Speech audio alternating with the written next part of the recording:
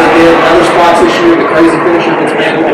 I don't know if I can say there's any good stuff in the state and having to stay on the state with our guys. So I'm just so very proud of them. And just love some of the golf coach.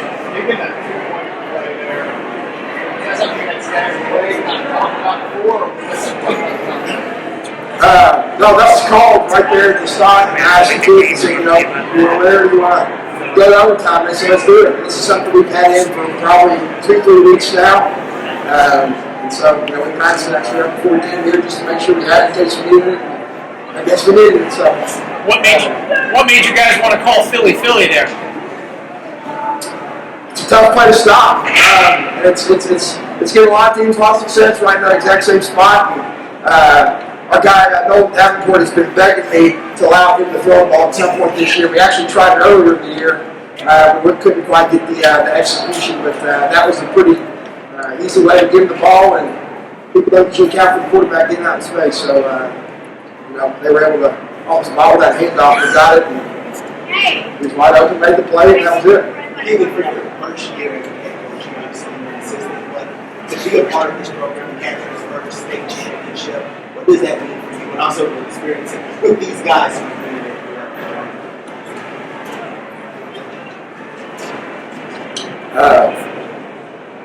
It's hard to say. It's our community has bought in so much through what we've asked them to do. Our school this week, we had administrators leave mountains to allow us to get into our feeder schools and have some pep drives to get our kids excited. You know, allowed us, gave us anything we needed to get here, transportation, all the things, just to see, you know, how many people we have here today. Our community deserves this and needs it. And so I'm just excited that our kids are the ones that are able to give that to them. It's just, it's pretty special. I'm so glad that Ken and Travis and those other guys are able to experience something like this because they're great kids. They're great kids, and they deserve to experience it. Coach, it's really hard to beat the same team twice, and let alone Male, who's been here 5 years in a row. Doing it tonight, though, with Swinney and Gainey in the lineup, what was the game plan going against that club for a second time? Going from the start of the year, we made our defense. You know, we made it to beat the teams in our district, and they'll beat a lot of them. So now that you know, they've got the guy Daniel back, he's a heck of an athlete. I mean, he's absolutely fierce. For him to be back, you know, that allows us to kind of run what we played for at the start of the year. We need to stop him, we need to stop Max. So we really kind of got back down to get back into our base stuff where the last time we played them, we ran a lot of empty packages because Daniel was out. So we kind of went back to our base. Obviously, had to throw a few wrinkles in, but you know, it gets to this point, we played them 7-8 weeks ago. So they were a very different team, we were a different team, and I think what you have to do is go back and look at you know, what did we have success on and what did we didn't? You know, what are some wrinkles we could possibly throw at them? Some of the works that we didn't, but at the end of the day, I think in all these playoff games, it comes down to a handful of plays where the kids have to go make plays. We got some playmakers, so they're ready to do that. As a senior, capping off this first state championship on this field. I mean, it's not even a personal goal for me. It's a thing that's been going back in my family. My grandpa was a coach, lost in 1994. And even for the community, it's just such a well-knit community. We're all close together, and it really feels like we're moving out and giving this to our community. Not only in our program, but it feels amazing. Were there any nerves at all on the 2-point conversion? You had to make the catch. I mean, it felt like a movie going into that. Like, we were really going to double pass, 2-point conversion, win state championship. Let's do it. And I mean, what exactly is playing, and the rest is history. Can't get much better. You guys were down 10 twice. At that point, what are you telling the guys in the huddle knowing that you had 2 comebacks to make? I mean, what do we have to lose? Like, state championship, they've been here 5 times. We haven't been here before. No one expects us to win. What do we just laying it all on the field. I mean, come back, you saw what happens when we do. It's amazing if we lost. We made it here, but I mean, we're giving it all out to win. Cameron, I wonder if you might talk about that. It's 14 minutes. 14-0 effort. Just describe what's going on the sideline. Our coaches, the whole time was like, everybody calm down. It's a two possession game, and the whole time we were like, keep playing, because we've been down in the playoffs almost like every game, so we just kept fighting, we kept playing till the end. It's easy to say that.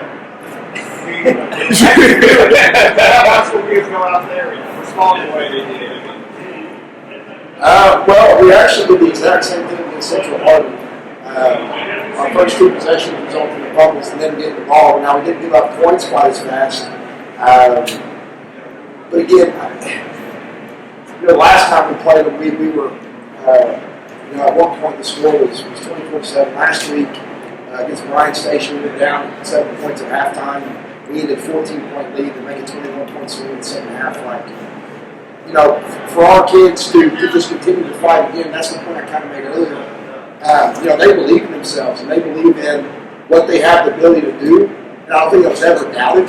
I think there's frustrations and emotions that take place, but then pushing past those things, that's what folks we've made all year for them to practice, control things you control. What we control is we've got X amount of time on the clock. We get to play some more football, so let's go see what we can do with it. And, I don't think they ever doubted that, and I think that, again, that speaks to how freaking tough they are, how disciplined they are. And that's 100% credit to them and everything they've committed to this offseason, how hard they've worked, what they've sacrificed, and now they get to reap the result of it. So it's pretty awesome. What's that play called? It's not a cheesesteak. Coach, if you could go back to the beginning of the season and tell that team what you know now, do you even feel like they believe you? Because this is an unbelievable year. I think this was what we were telling them. I think after we lost that game, our message after that first game was, guys, we have the ability in our scrimmages to compete with a team like South Warren, to compete with a team like Ballard. We also have the ability to lose to Spencer County. And they, to their credit, they kicked our tail that night. They outcoached us, they outplayed us, they outworked us, and they deserved that win. But also, we felt like if we played that game again, we could possibly win, and we had more to offer. And so for us to, get back to the drawing board the week after and say, guys, we can shoot ourselves in the foot and let some things go, or we can come together and play like we know we're capable of. And so I think that was ultimately a huge lesson for us. It was a springboard into the rest of the season. And I don't think even after that Red Rebel really was doubt that we couldn't get back to this. I think it was just a mental check for us, if that makes sense. Coach, congratulations to you and the Bullitt East Chargers on a great win. Thank you so much. Thank you all. Thanks, Coach.